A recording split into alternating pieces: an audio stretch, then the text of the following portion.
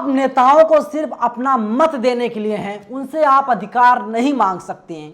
मैं ऐसा इसलिए कह रहा हूं क्योंकि एक वीडियो वायरल हो रहा है। एनडीटीवी में काम करने वाले परिमल कुमार ने एक वीडियो ट्वीट किया है। मैं आगे वीडियो भी आपको दिखाऊंगा, लेकिन जब आप वीडियो को देखेंगे तो आप खुद को रोक नहीं पाएंगे, सत्ता से सवाल पूछेंगे।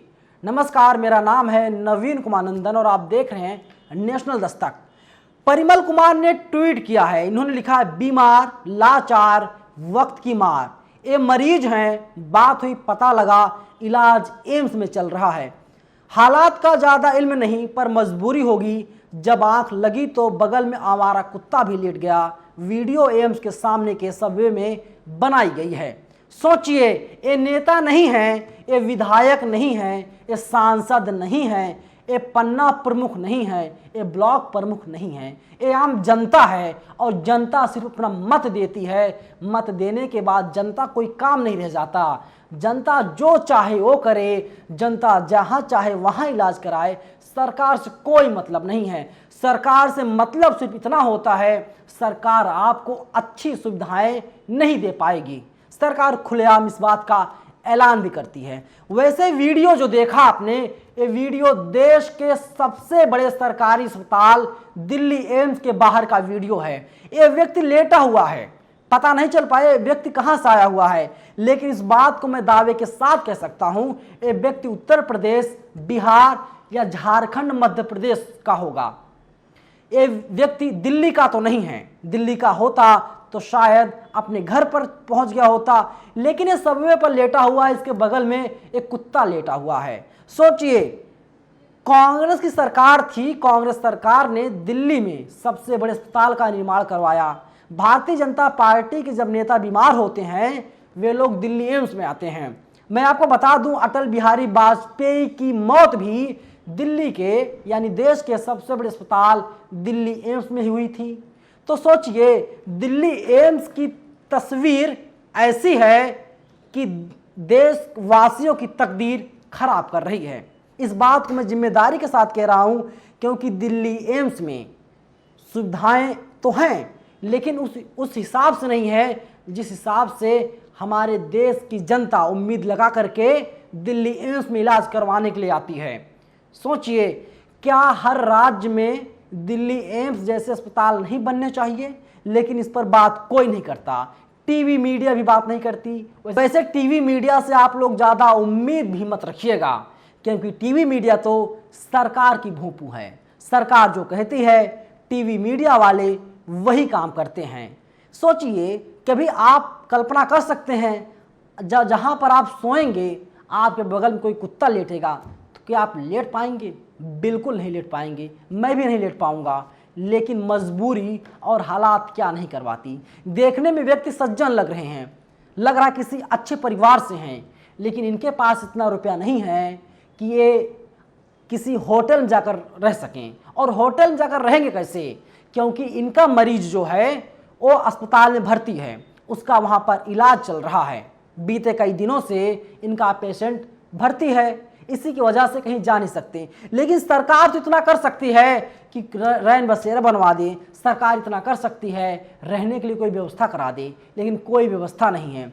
जब मैं खुद दिल्ली एम्स में जाता हूँ, मैं खुद देखता हूँ वहाँ पर गरीब लाचार बिहार से, झारखंड से, मध्य प्रदेश से, उत्तर प्रदेश से, ना जाने कहाँ कहाँ से लोग आते हैं और एक ही उम्मीद रहती है दिल्ली एम्स में उनका इलाज हो जाएगा, लेकिन उनका इलाज नहीं हो पाता।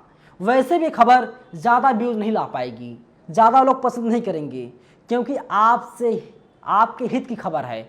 अगर कहीं ये खबर हिंदू मुसलमान खबर होती तो शायद अब तक आप लोग शेयर भी कर दिए होते, क्योंकि ये खबर आपसे जुड़ी हुई है, खबर जनता से जुड़ी हुई है। लेकिन ये खबर बता रही है सरकार हमारी कितनी निर्लज्ज है।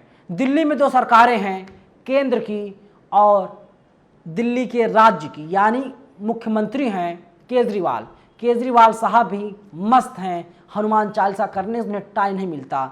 वे भी अगर चाहते तो रैन बसेरे का इंतज़ाम करा देते हैं, लेकिन रैन बसेरे का इंतज़ाम नहीं कराया जा रहा है। मैंने पहले जिक्र किया, जब मैं दिल्ली के सबसे बड़े अस्पताल दिल्ली एम्स में जाता हूँ, वहाँ पर लोगों से बात करता हूँ, वे लोग कहते हैं मरीज को बहुत ज़रूरत है भर्ती होने की, उन्हें एडमिट किया जाए, लेकिन डॉक्टर्स कहते हैं सोचिए सरकार को व्यवस्थाएं करानी चाहिए, लेकिन हमारी सरकार हिंदू मुसलमान और हनुमान चालीसा पढ़ने में और पढ़वाने में मस्त है। हालांकि दिल्ली के मुख्यमंत्री केजरीवाल पढ़ाई लिखाई दवाई की बात करते हैं, लेकिन अगर वास्तव में ज़मीन पर ये सारे काम हो रहे होते हैं तो ये व्यक्ति खुले आसमान के नीचे और इसके बगल में कुत्ता ना सो रहा होता। कभी आप दिल्ली एम्स अगर गए होंगे तो आप लोग अपनी पीड़ा कमेंट बॉक्स में ज़रूर बताइएगा, और अगर दिल्ली एम्स में इलाज करवाने का मन बना रहे हैं या कभी जाइएगा तो आप लोग व्यवस्था करके यहाँ पर जाइएगा, कि यहाँ पर कोई भी व्यवस्थाएं नहीं हैं जो व्यवस्थाएं होनी चाहिए। सिर्फ बड़े बड़े अखबारों में, टीवी में, मीडिया के ज़रिए आप लोगों को बरगलाने और बहकाने की कोशिश सरकार के द्वारा की जाती है। साल 2017 की बात है, प्रधानमंत्री मोदी का जन्मदिन था। उस वक्त मैं किसी दूसरे चैनल में था और रात के समय में तकरीबन 10 बज रहे थे। मनोज तिवारी आए थे। प्रधानमंत्री मोदी का जो बर्थडे था उसको सेवा सप्ताह के रूप में मनाया जा रहा था। मनोज तिवारी से मैंने सवाल पूछा, तिवारी जी आपने कितने लोगों को खाना बांट दिया?